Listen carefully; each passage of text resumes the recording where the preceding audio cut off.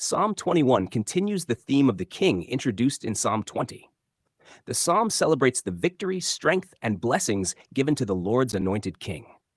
While David wrote the psalm in the context of his own reign, the language reaches beyond David and finds its fullest meaning in the Messiah, whose kingdom and triumph exceed anything experienced by an earthly ruler.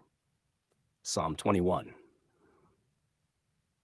The king's joy in God's strength.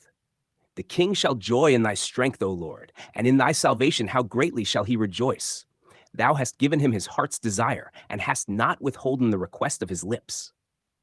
The king rejoices not in his own military ability, but in the strength and deliverance provided by God.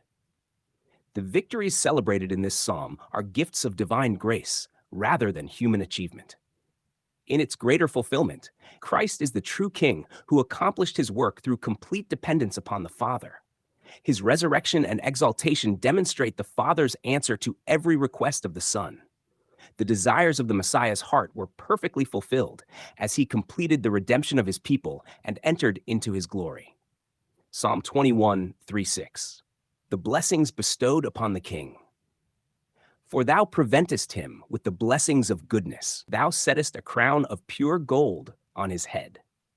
God's blessings come before the king can earn them. The Lord meets him with goodness and favor. The crown symbolizes authority and victory granted by God himself.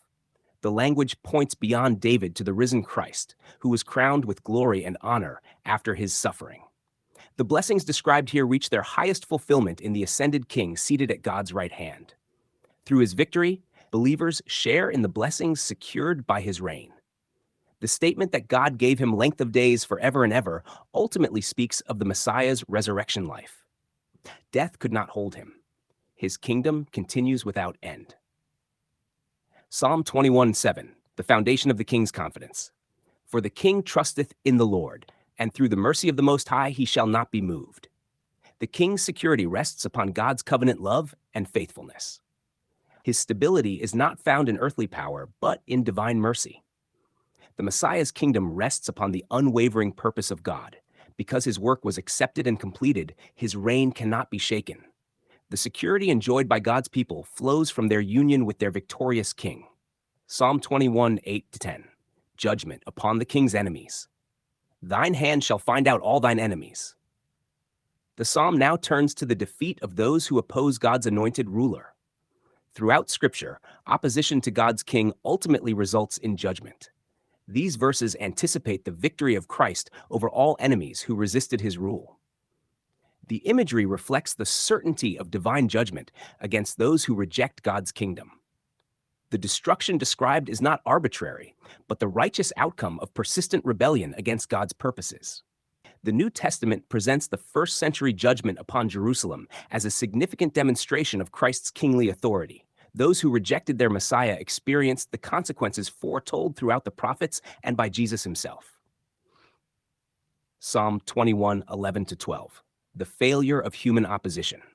For they intended evil against thee. They imagined a mischievous device, which they are not able to perform.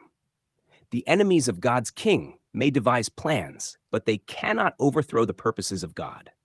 Human opposition is always limited by divine sovereignty.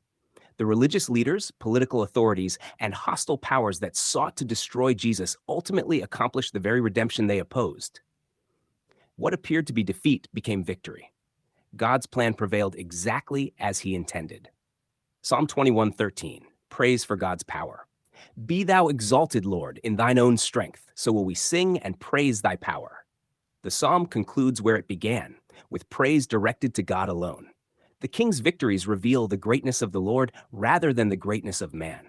The final focus is worship.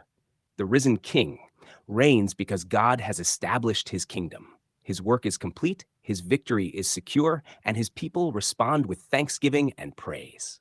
The psalm invites believers to look away from human strength and rest in the triumph of God's anointed, whose reign brings everlasting blessing to his people and demonstrates the faithfulness of God in every generation.